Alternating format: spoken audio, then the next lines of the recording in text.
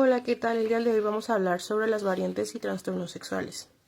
El comportamiento sexual tiene un significado muy diferente para cada una de las personas y el concepto de sexualidad ha ido cambiando durante el transcurso de los años. Por ejemplo, los griegos consideraban el sexo algo muy placentero y que se podía disfrutar con parejas de cualquier género, ya sea hombre o mujer. Después, entre la caída de Roma y el siglo XVIII, fue cuando la Iglesia Católica se obsesionó mucho con esta parte del sexo y fue cuando se consideró un pecado. De hecho, durante este periodo fue cuando, durante mucho tiempo se torturó a muchas personas para que ellos mismos confesasen que habían tenido sexo con el diablo. Para mediados del siglo XIX, la idea de que la mujer era moralmente pura, eróticamente apática y sexualmente inerte había alcanzado un punto crítico. De hecho, se esperaba que las mujeres únicamente hicieran la función de satisfacer a sus esposos cuando ellos querían y pues la función de reproducirse, de convertirse en madres. Esta represiva contribución de la sexualidad no contribuyó en mucho porque fue en la época en la que más hubo pornografía, prostitución y enfermedades venéreas. En el siglo XIX fue cuando Sigmund Freud recopiló de varios pacientes material que ocupó para ilustrar los efectos negativos de la represión sexual.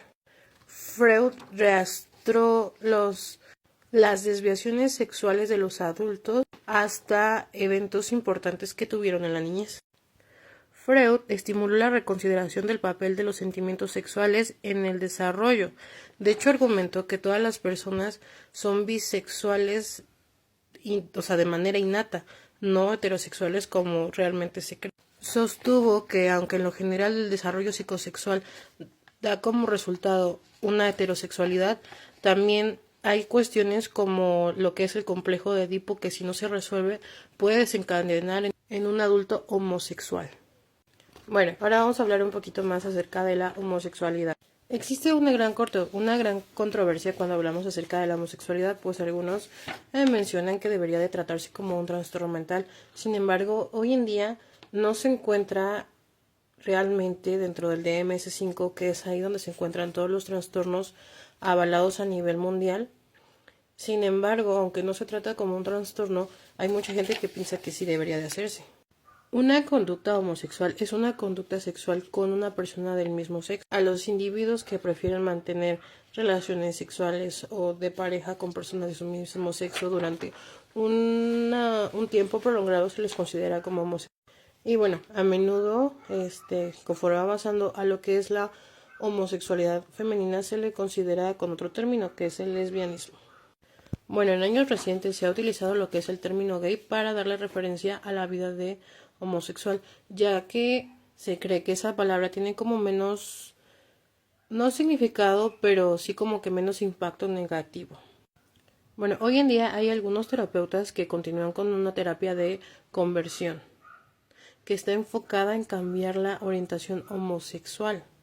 Les voy a leer un estudio que se hizo. Dice, en un estudio que se realizaron entrevistas con un gran número de individuos que habían experimentado la terapia de conversión, los participantes, 2/3 de los cuales reportaron ser personas religiosas, relataron tantos aspectos negativos como positivos del resultado. 4% informó un cambio de su orientación sexual, 9% reportó que continuaban luchando con su sexualidad, pero que la terapia había sido útil. Algunas de las personas que no cambiaron informaron que la experiencia los había liberado para aceptar su identidad gay y lesbiana con menos sentimiento de culpa. La mayoría de las personas que participaron en el estudio informó sobre algunos efectos negativos de la terapia. Muchos relataron sentimientos de depresión, los cuales atribuían a que el terapeuta les había dicho, y ellos lo creyeron, que ellos habían escogido su orientación homosexual. Hoy día, después de seguir leyendo esto, hay muchas veces que sí, en efecto, uno escoge su orientación sexual, pero hay muchas otras que ya viene con esa parte genética, cognitiva más bien, que viene ya ligado desde el cerebro. Y hay veces que yo también lo creía, decía, no, sí se puede cambiar, pero hay veces que resulta muy difícil para la persona. Ahora, ¿de dónde obtienen las personas sus ideas sobre el sexo? Conforme vamos creciendo, algunos padres hablan con los niños o con sus hijos sobre la sexualidad, hay otros padres que no. Y muchas veces, por lo general, todo lo que llega es por parte de lo que es la televisión, todo lo que es marketing, series, lo que vemos. Hay muchas personas que creen que la escuela es la mejor forma de que, o la única forma que encuentran de que sus hijos aprendan sobre sexualidad y así ellos no poder tocar el tema. Pero bueno, ahí ya es parte de cada quien. Creo que es parte de todos, tanto de padres y sobre todo de los padres, estar comunicando con nuestros hijos acerca de estos temas. Hablar para que no crean o no se dejen influir por cualquier cosa externa, porque a veces no todo es 100% real ni 100% bueno. Dice, los homosexuales como los heterosexuales pueden ser ansiosos o estar deprimidos y no siempre son emocionalmente estables, pero está claro que la homosexualidad no es una forma de enfermedad mental. Sin embargo, las actitudes públicas negativas hacia la homosexualidad, la preocupación de salir o de revelar su orientación sexual a otros y el posible rechazo que pueda acarrear en su familia, asociados y otros, puede aumentar de manera considerable el estrés que se experimenta en la vida diaria. La orientación sexual aparece con fuerza en la adolescencia y los jóvenes cuya naciente identidad es gay, lésbica o bisexual con frecuencia enfrentan climas hostiles en la escuela y sentimientos negativos de sus familiares, tanto los que piensan que deben esconder su naciente orientación sexual de otros como aquellos que encaran los riesgos revelándola enfrentan los altos niveles de estrés. Se supone que el alto nivel de intentos de suicidio en este grupo refleja este ambiente de estrés. Y bueno, aquí dice que es 4 veces mayor que el de sus compañeros heterosexuales. Las investigaciones también han demostrado que los niveles de angustia psicológica entre hombres gay con riesgos de contraer SIDA son significativamente mayores que los de la población en general.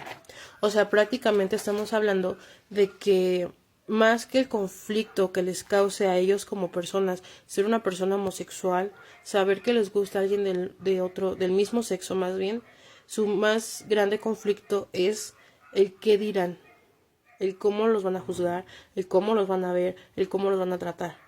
Eso es lo más preocupante o lo que los lleva a crisis a esas personas, porque ellos como tal saben lo que son y lo que quieren. Sin embargo, hoy día en la sociedad en la que estamos, pues, a pesar de que ya ha ido cambiando, sigue habiendo pues ciertos estigmas hacia esa parte. Bueno, por otro lado también está lo que es la bisexualidad, en la cual se puede preferir a cualquier persona de los dos diferentes sexos que existen. Bueno, la orientación sexual, como cualquier otra conducta humana, se experimenta de manera compleja y variada. Aquí hay una parte que a mí me gustó mucho, que habla sobre un estudio que surgió, que puede hablar de muchas diferencias anatómicas entre los cerebros de los hombres homosexuales y los heterosexuales. El estudio encontró que entre los hombres homosexuales que habían muerto de enfermedades relacionadas con el SIDA, una parte del hipotálamo tiene la forma anatómica que por lo general se encuentra en las mujeres más que la forma típica del hombre heterosexual. Por eso es que hace rato les comentaba que muchas veces sí, a lo mejor se escoge, muchas veces es por impacto, por algo que pasó, pero muchas otras es porque ya viene así la parte cerebral, ¿no? Digo, a lo mejor dicen, bueno, fue algo que pasó, tenía SIDA, a lo mejor ahí se movió algo, pero se me hace un poco raro. Sin embargo, cuando ya tienes algo que es neurológico, que ya es biológico, que ya, o sea, ya naciste con eso, es muy difícil que lo puedas cambiar porque estamos hablando que es algo que ya viene así, de nacimiento. Entonces ahí es donde dices, bueno, sí se puede, o sea, sí existe, sí, no, ahí no hablamos de un trastorno, ahí no hablamos de una enfermedad mental, ya hablamos de algo que viene establecido. Bueno, también vamos a hablar de otra parte que es la disfunción sexual. La disfunción sexual se puede definir como un deterioro persistente del interés o de la respuesta sexual que causa dificultad interpersonal o tensión personal. Las causas inmediatas que pueden precipitar esto, bueno, pueden ser la infidelidad, cambios biológicos relacionados con la edad, depresión o falla accidental producida por la fatiga, el estrés, la ansiedad o el alcohol. Para que una disfunción sexual se diagnostique en el DSM-5 debe ser persistente o recurrente y debe de incluir angustia o dificultades interpersonales. Para esto también existen tipos de disfunción sexual, muchos de los cuales caen en tres grandes grupos relacionados con el deseo sexual, la excitación sexual y el orgasmo. El deseo sexual es un constructo complejo que incluye componentes fisiológicos, cognitivos y conductuales y se crea por medio de influencias culturales y de desarrollo. La excitación sexual se caracteriza por un sentimiento de excitación sexual y de placer y por la dilatación de los genitales externos, y el orgasmo se caracteriza en ambos sexos por un placer sexual intenso, cambios respiratorios y cardiovasculares, y la liberación de la tensión sexual. Bueno, si hablamos un poco más a detalle, los trastornos del deseo sexual es una falta persistente o recurrente de fantasías y deseo por la actividad sexual. Se asocian con esta deficiencia una marcada aflicción y dificultades interpersonales. 2. El trastorno de la excitación sexual es una aversión extrema, persistente o recurrente y rechazo del contacto sexual genital con una pareja sexual. Se asocian con la aversión una marcada aflicción y dificultades interpersonales.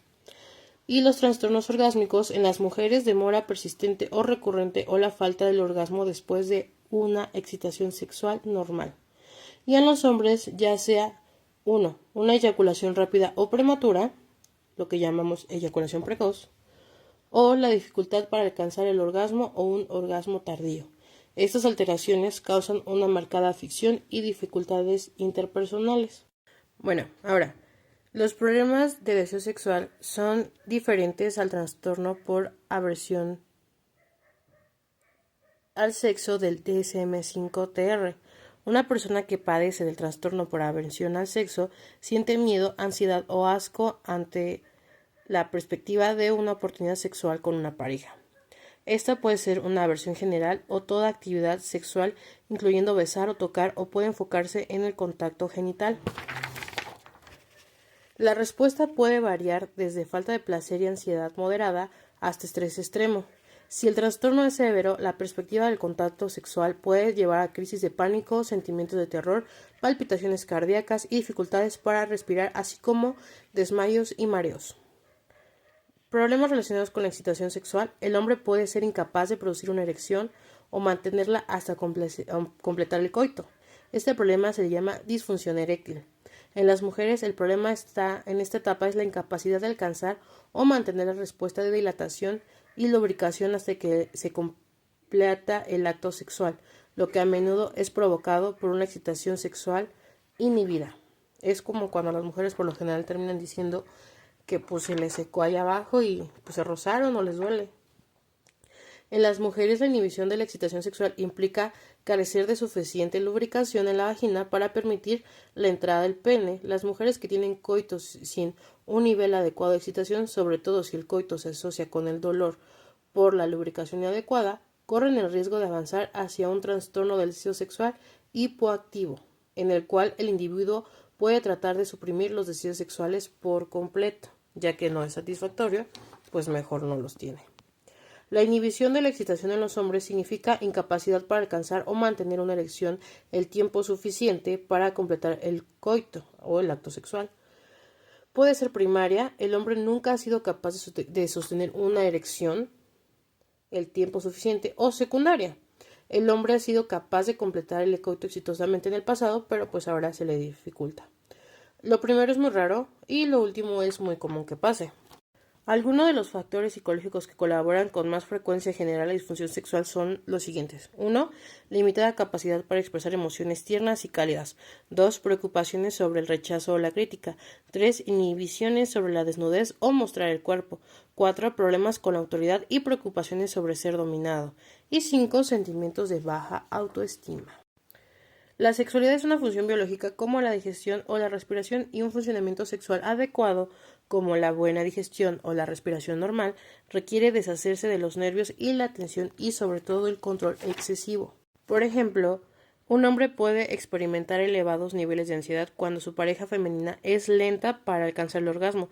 Su ansiedad puede hacerlo aún más difícil para ella, lo cual puede incrementar su nivel de ansiedad aún más y llevarlo a la disfunción eréctil pues se llega a la idea o la persona termina con la idea de que pues a la mujer no le está gustando y ya saben, ¿no? Empieza la parte del cerebro a hacer su trabajo y cosas negativas y allí es donde todo empieza a no funcionar bien. Tipos más importantes de estrés, tanto lejano como inmediato, que contribuyen a la disfunción eréctil son: 1. Ansiedad por el desempeño. 2. Problemas sexuales o el estilo de vida. 3. Preocupaciones y actitudes inapropiadas aprendidas en la edad temprana. Y 4. Estrés en la relación. Ojo ahí. Bueno, ahora vamos a hablar sobre los problemas orgásmicos.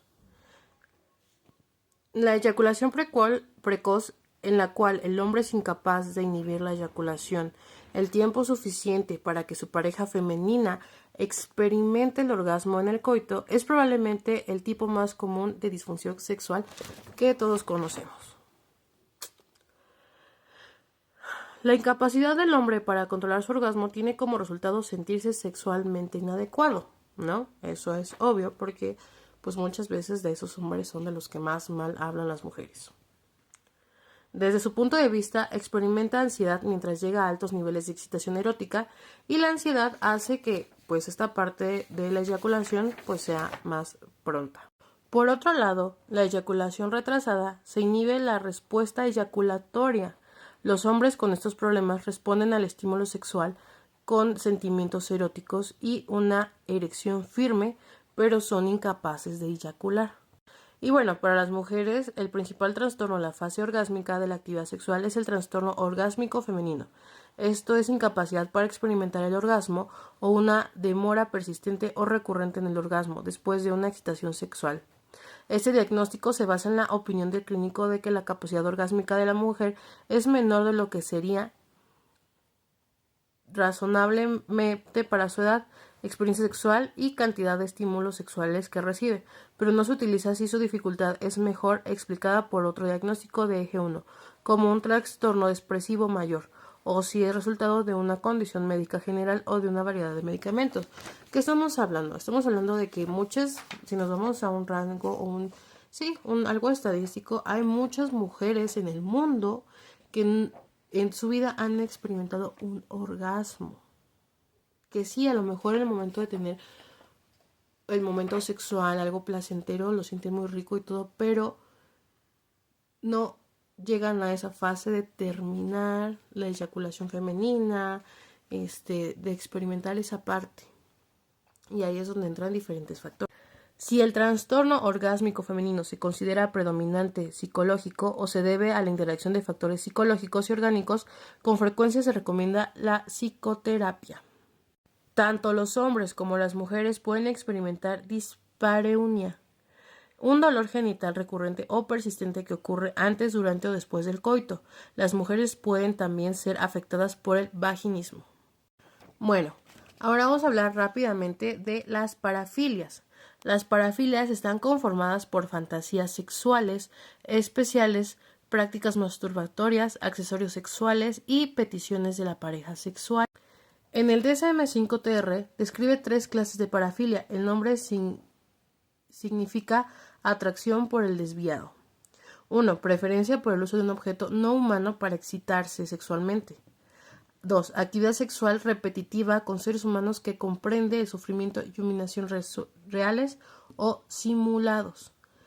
3. Actividad sexual repetitiva sin el consentimiento de la pareja. O sea, la parte sexual se vuelve humillante, dolorosa, pero eso a la persona le es excitante. La clasificación del DSM-5-TR de las parafilias toma en cuenta la duración de las fantasías, los impulsos o la conducta, los cuales deben estar presentes por lo menos durante 6 meses, así como el nivel de aflicción o discapacidad para funcionar que estos causen. También está la parte del fetichismo. El fetichismo es un estado psicológico en el cual un objeto inanimado sirve como fuente primaria de excitación sexual y la consumación es un ejemplo de una desviación sexual que, en general, no es perseguida por la ley. La mayoría de los fetichistas realizan sus actividades de manera solitaria, aunque en algunos casos cometen delitos para adquirir sus fetiches favoritos. Con frecuencia, prendas íntimas, botas o zapatos. Los fetichistas casi siempre son hombres y los fetiches varían ampliamente de los claramente eróticos, como un artículo de ropa interior, de las mujeres, en especial que han sido usado, manchado o que aún no se ha lavado, a objetos que en apariencia tienen poca conexión con la sexualidad. Con frecuencia, el fetichismo empieza en la adolescencia. También existe lo que es el fetichismo travestista. Con frecuencia, los travestis usan la ropa como estimulante sexual o fetiche. El travestismo literalmente significa usar ropa de mujer. La mayoría de los travestis son hombres heterosexuales que usan ropa de mujer, en muchos casos desde la adolescencia. Cuando no se visten como mujer, casi siempre exhiben un comportamiento e intereses masculinos. La conducta travestista varía desde usar ropas de mujer en solitario hasta la amplia participación en la subcultura trans. El DSM-5-TR describe el fetichismo travestista únicamente en hombres heterosexuales. Las mujeres por lo general no son consideradas travestis, posiblemente porque nuestra sociedad les permite vestirse con estilos masculinos. Sin embargo, se han descrito casos de mujeres que visten con ropas de... Ahora viene una parte bien importante que por lo general como sociedad está bien vista y aceptada en las relaciones, que es el sadismo y masoquismo sexual. Para algunas personas, infligir o experimentar dolor y humillación se relaciona con la gratificación sexual. Muchas de ellas incluyen actos ligeramente dolorosos como morder, pellizcar y golpear en sus prácticas sexuales. Cuando ambas partes la disfrutan, estas actividades pueden aumentar el placer sexual. Sin embargo, con frecuencia los sádicos y masoquistas van más allá del dolor leve y, además, no pueden disfrutar el sexo de ninguna otra forma. Para el sádico, lograr el orgasmo depende de humillar a otras personas o causarles dolor. En este momento se me viene a la mente las películas que sacan, que son las 50 sombras de Grey o la de 365 días. Para el sádico, lograr el orgasmo depende de humillar a otras personas o causarles dolor. Con frecuencia, esto se conoce como disciplina. Para el masoquista, la satisfacción sexual depende de la esclavitud. Esto es sufrimiento, humillación, dolor y trato enfermizo por parte de los demás. Sadismo y masoquismo ocurren tanto en las relaciones heterosexuales como en las relaciones homosexuales. Pero al igual que otras desviaciones en esta área, son muy pocos comprendidos. 4 temas caracterizan muchos casos de sadismo y masoquismo. 1. Muestras de hipermasculinidad y rudeza. 2. Infligir y recibir dolor. 3. Restricción física de una persona a la otra. Y 4. Humillación. Tanto el masoquismo como el sadismo sexual son condiciones crónicas. Cuando estas prácticas son severas, pueden producir heridas graves o la muerte de la víctima. Algunos trabajadores clínicos conjeturan que las raíces del sadismo y el masoquismo se encuentran en la niñez. Otros han mencionado posibles factores biológicos. Un área que mete estudio es la vida de fantasía de estos individuos. Por ejemplo, los pensamientos relacionados con sus actividades sexuales. El masoquista sexual experimenta excitación a través de su propio sufrimiento, por lo cual prefiere ser humillado y golpeado. Los masoquistas tienen fantasías con frecuencia que empiezan en la niñez, en las cuales son atados, torturados, violados o en general abusados en maneras que no pueden evitar. Estas fantasías y actos son mucho más comunes en los hombres que en mujeres. El sadomasoquismo se refiere a las interacciones en las cuales una persona disfruta causar sufrimiento a la otra. Quien obtiene su placer del dolor. Se observa 5 características en la mayoría de los casos de sadomasoquismo. El acuerdo de quién será dominante y quién será sumiso. 2. Conciencia por ambos de que están en un papel y están jugando. 3. El consentimiento de ambos participantes. 4. Un contexto sexual. 5. El entendimiento compartido de que su conducta es sadomasoquista.